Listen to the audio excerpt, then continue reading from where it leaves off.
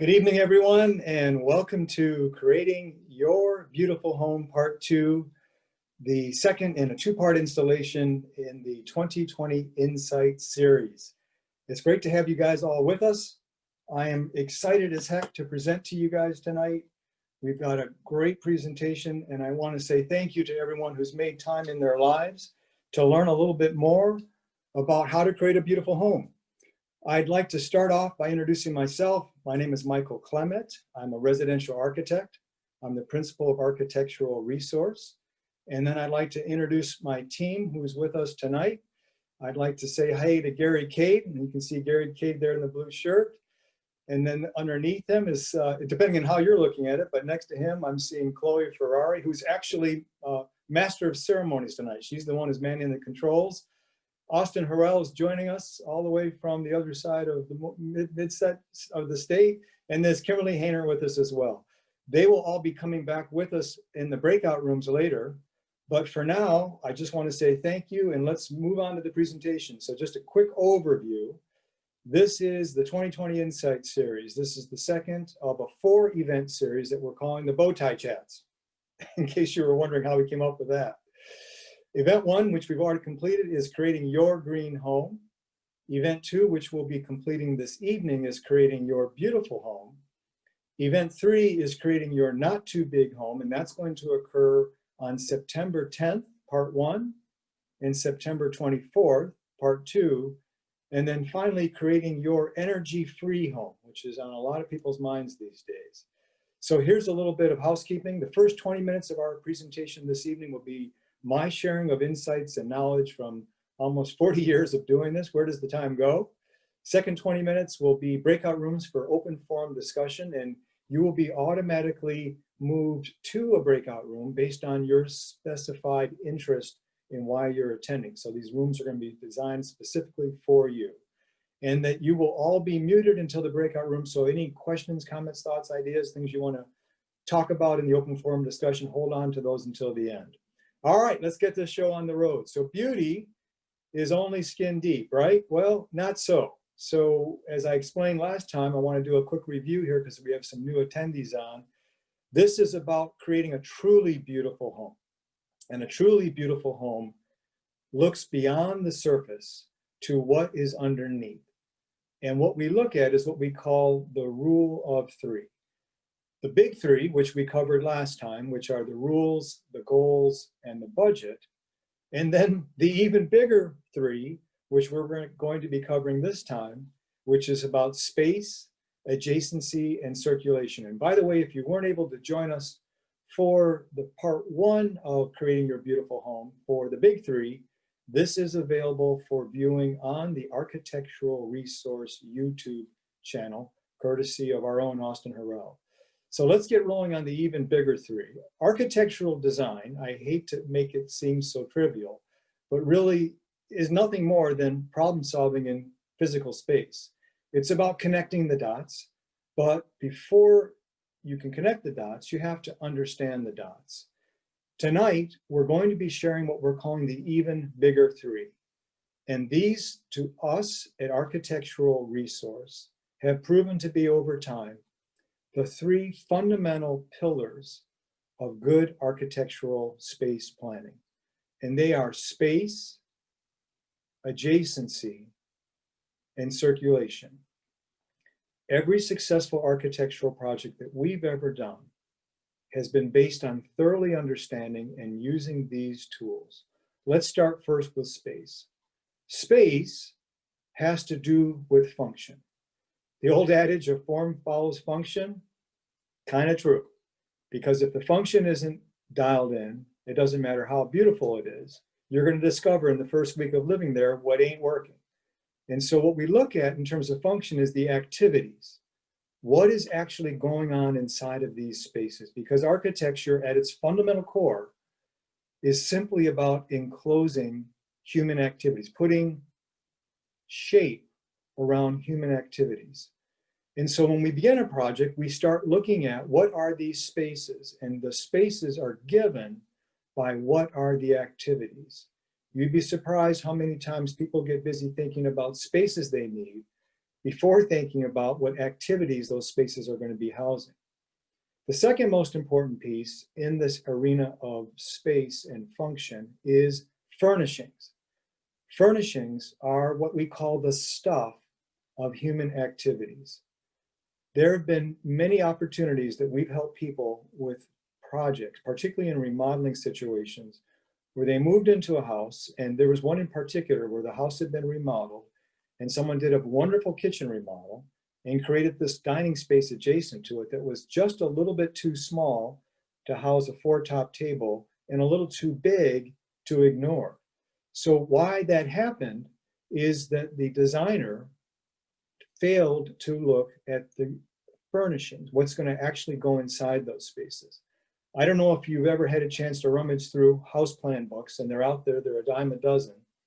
But when you open those up and you flip through the plans, 9 times out of 10, the plans are not furnished. They're completely missing this aspect of the furnishings, which are the foundation for the human activities. So our recommendation to you, if you're looking to do a design, whether a remodel or new or addition, is get very clear about what type of activity and what type of furnishings are going to support that activity. The second of the even bigger three is what we call adjacency.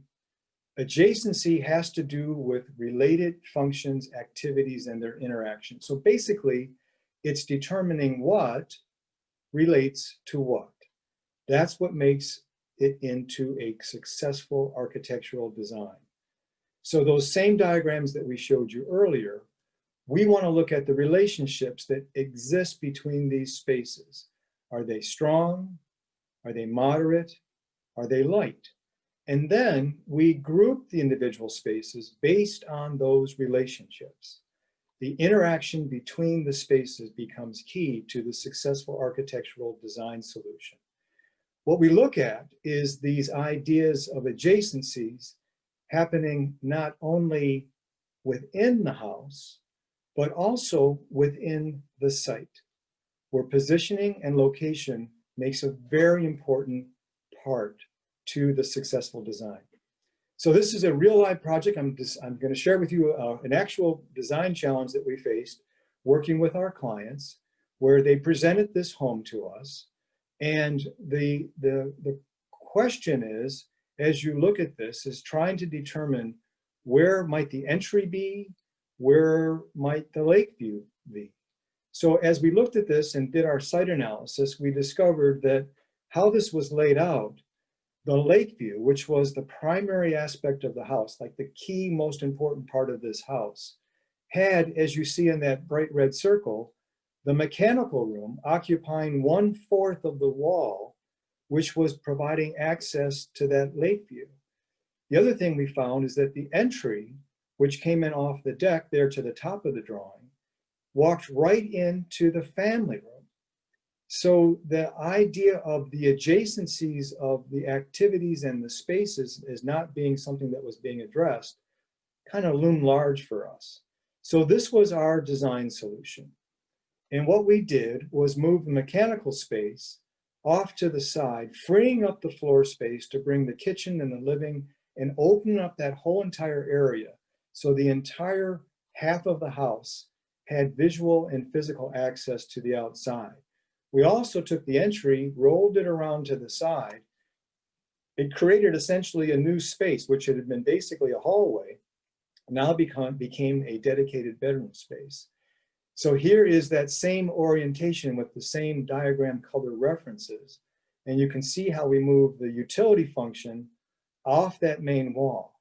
To give you a little better sense of it, here's the view before, and here is the same exact view after. I'm going to go back, before, and there you can see that mechanical utility space blocking over the access to fully 1/4 of the house's view to the lake.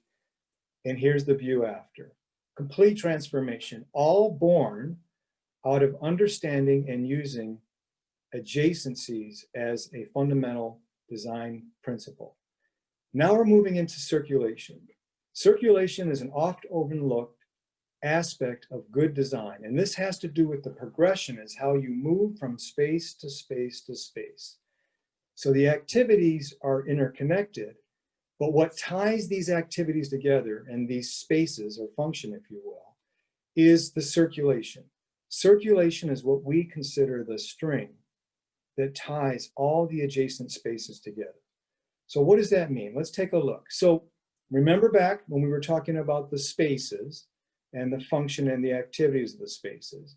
And then we talked about the adjacencies. So we grouped them in terms of adjacencies that made sense.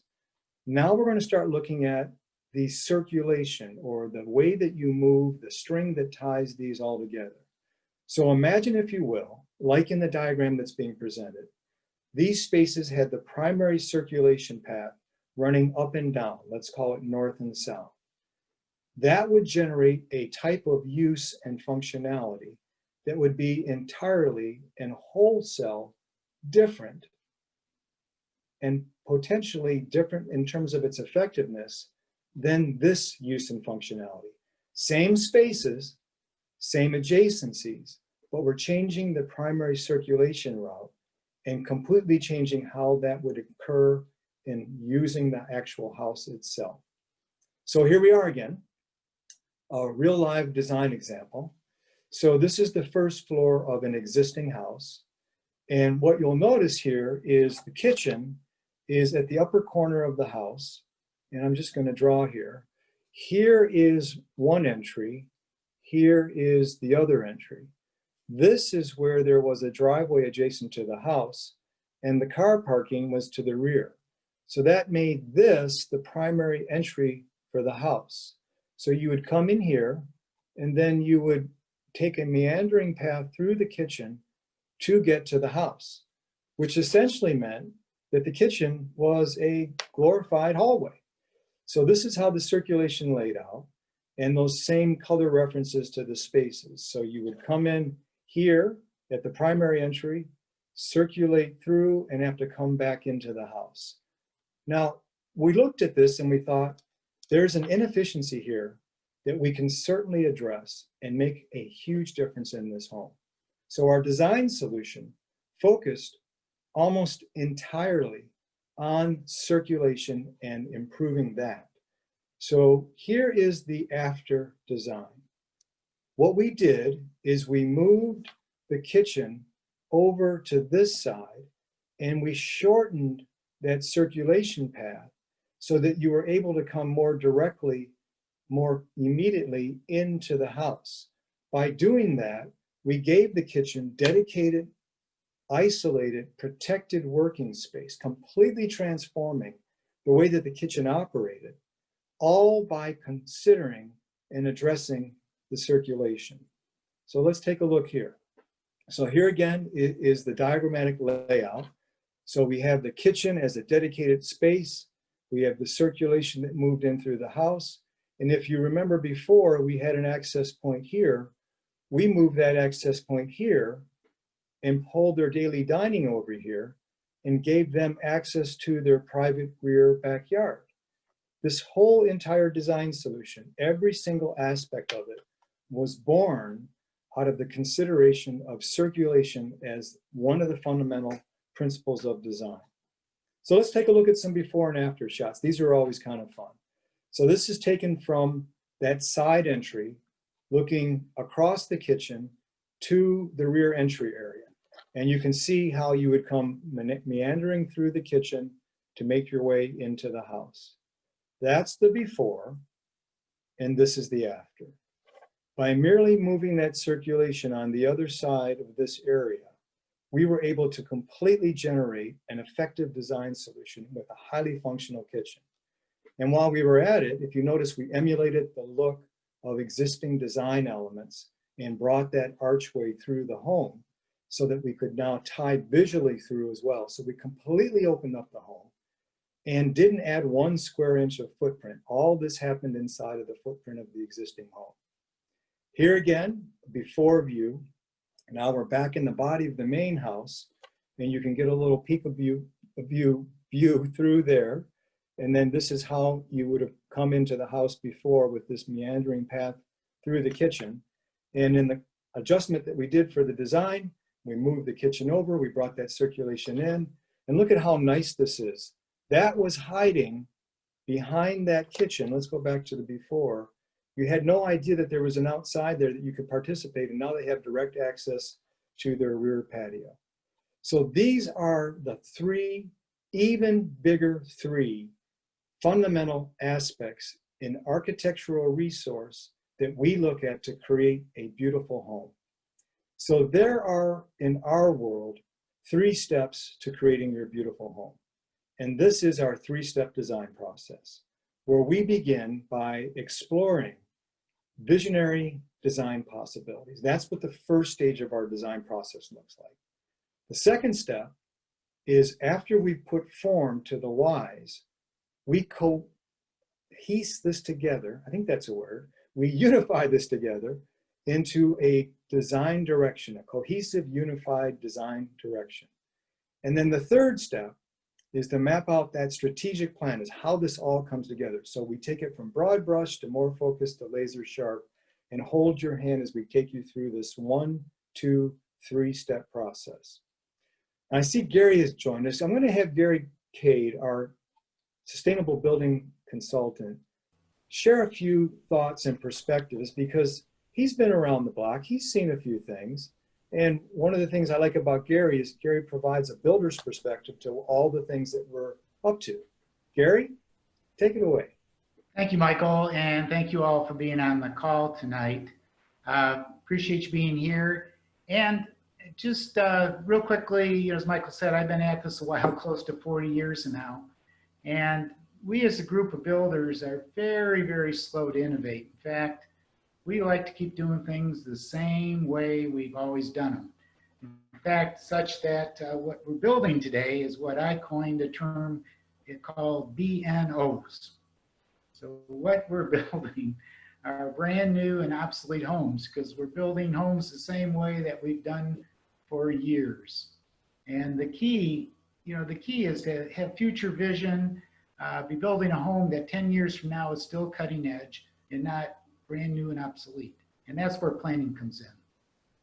Yeah, planning is important, Gary. I'm glad you're bringing it in, because this is a graphic that actually one of our clients shared with us early on in our development as a firm.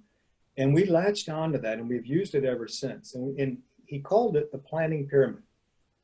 And he smiled at me and he said, Michael, 1 hour of planning is going to save me 10 hours of adjusting during, and 100 hours of correcting after. And any of you on the call who have done any remodeling or building whatsoever know exactly what we're talking about here. Yeah. In fact, you could put dollar signs in front of all those. It adds up very quickly with change orders and not having planned properly. And if there's one thing that I would really want you to take away from tonight, is how important planning is. And to have that home that's not only beautiful, but healthy and energy free, it takes planning. And it's not too early to start, never too early to start. In fact, the earlier you start, the more successful, your home of the future, that forever home you want to build, is going to be. And knowing that, we've created an easy start plan for all you. I'm not ready, it's too early, I can't get going. For all of you, we've got a special easy start plan. And it's so easy that at the end of the second session, if you'd like to at least explore what's possible and have a better understanding of the process, Michael generously will have an hour and a half consultation with you for no charge. So just stay on at the end of the next section, and we can set up a time for you to meet with Michael in his calendar. So thank you, and take advantage of it. It's a great opportunity. Yeah, thanks, Gary. That's very true. I mean, the whole idea here is, as Gary said, many people worry, it's like, oh, it's too early to start planning. It's never too early, but trust me, it can be too late.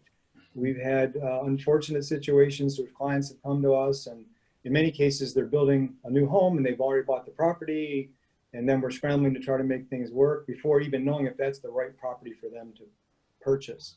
So whether you're considering a new home, a remodel, an addition, what we do is help you create an incredible inspired home that lets you live an inspired life. That's what we do. That's our passion.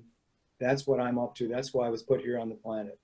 So hold on, and we're going to have us all then move now to the forums, and we can continue the conversation on an independent basis, and look forward to meeting you in the forum.